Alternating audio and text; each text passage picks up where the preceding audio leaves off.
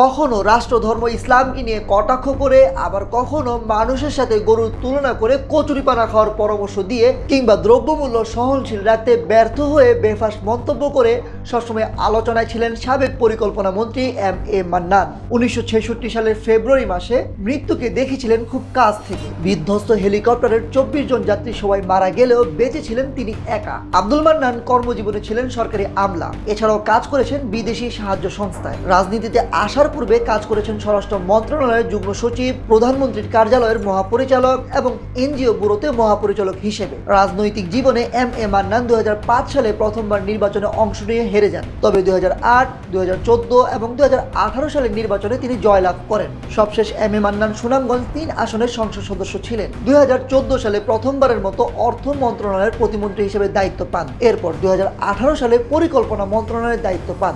এরপর থেকেই বিভিন্নভাবে মিডিয়াতে আলোচনার শীর্ষে ছিলেন প্রবীণ এই রাজনীতিবিদ। একবার তিনি বলেন, গরু কচুরিপানা খেতে পারলে মানুষ কেন খেতে পারবে না? এ বক্তব্য সারা দেশে ব্যাপক সমালোচনার সৃষ্টি করেছিল। এছাড়াও রাষ্ট্রধর্ম ইসলাম নিয়ে বেফাঁস মন্তব্য করে একবার তিনি বলেন, জাতির মূল উদ্দেশ্যের পথে কাটা রাষ্ট্রধর্ম ইসলাম। পরিকল্পনা মন্ত্রণালয়ের দায়িত্বে থাকার পরেও ব্যর্থ ছিলেন দ্রব্যমূল্য সহনীয় রাখতে। ব্যর্থ হয়ে বলেছিলেন, আপনি লাঠি দিয়ে দ্রব্যমূল্য কমাতে পারবেন না। এছাড়াও ভোট দিতে মানুষ না আসায় তিনি ভোটারদের সম্পর্কে বলেন, মানুষ আরামে আয়েশে আছে, তাই ভোট দিতে আসে না। বিতর্কিত বক্তব্যের মাধ্যমে আলোচনায় থাকা এম.এ. মান্নান এবার গ্রেফতার হলেন নিজ বাড়ি থেকে। সুনামগঞ্জের শান্তিগঞ্জ উপজেলা থেকে তাকে গ্রেফতার করা হয়। ছাত্র জনতার আন্দোলনের সময় সুনামগঞ্জ শহরে শিক্ষার্থীদের উপর হামলার ঘটনায় 2 সেপ্টেম্বর জেলা ম্যাজিস্ট্রেট আদালতে একটি মামলা হয়। জেলার দুয়ারাবাজার উপজেলার বাসিন্দা হাফিজ আহমদ নামে এক ব্যক্তি দ্রুত বিচার আইনে মামলাটি দায়ের করেন। এই মামলায় এম.এ. মান্নান সহ 99 জনকে আসামি করা হয়। বাদীর ভাই শিক্ষার্থী জহুর আহমদ হামলায় আহত হন বলে মামলায় উল্লেখ করা হয়েছে। পুলিশের পক্ষ থেকে জানানো হয়েছে,